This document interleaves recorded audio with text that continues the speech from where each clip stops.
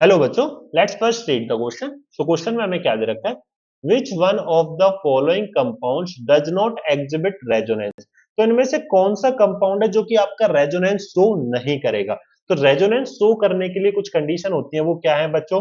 कि सबसे पहली जो कंडीशन है ना, कि या तो आपके पास कॉन्जुगेशन में सिस्टम होना चाहिए। कैसे? कि double bond, single bond, double bond, single bond, single bond, double bond, इस तरीके से कॉन्जुगेशन में होगा तो भाई ये आपका रेजोनेंस में जा रहा है, ये इस तरीके से शो कर जाएगा।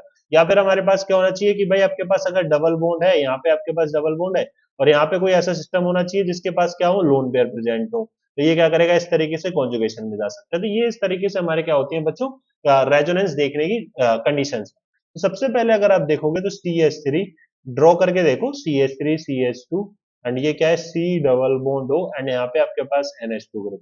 ये क्या करेगा भाई, इजीली क्या कर सकता है, इस तरीके से रेजोनेंस में जाएगा, बिल्कुल रेजोनेंस शो करेगा। नेक्स्ट आपके पास क्या है, CH3 CH2 CH double bond CH और यहाँ पे क्या है, CH2 और यहाँ पे NH2।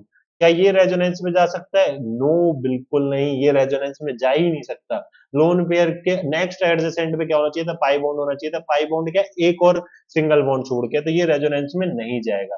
नेक्स्ट आपके पास क्या है बच्चों, CH3 CH2, है ना, ध्यान से देखना बच्चों। एंड यहाँ पे हमारे पास क्या है, O CH2 double bond CH2। तो यहाँ पे क्या होगा, लोन पेयर प्रेजेंट है, बिल्कुल इस तरीके से लोन पेयर यहाँ मूव करेगा और ये हमारे पास तरीके से मूव करेगा, तो ये रेजोनेंस में जा सकता है। अब यहाँ पे क्या है कि अगर आप इस कंपाउंड को देखो तो कोई मुझे ये बोलने लगे कि भाई यहाँ पे ऑक्सीजन इधर की तरफ लोन पेयरों को मूव नहीं करा पा रहा है क्योंकि आगे रेजोनेंस में नहीं जा रहा है, तो क्या ये कंपाउंड भी रेजोनेंस में नहीं जाएगा? अगर किसी ने ये सोचा है तो वो बिल्कुल गलत सोचा है। क्यों? क्योंकि बेंजीन रिंग भी तो है, तो उसमें तो रेजोनेंस हो रहा है, तो ये तो रेजोनेंस शो कर सकता है। तो ऑप्शन डी में रेजोनेंस होता है बच्चों। तो ये ऑप्शन डी आपका आंसर नहीं होगा। तो करेक्ट आंसर क्या निकल कर आया बच्चों? Option B will be the correct answer. I hope you understand it very well. Thank you.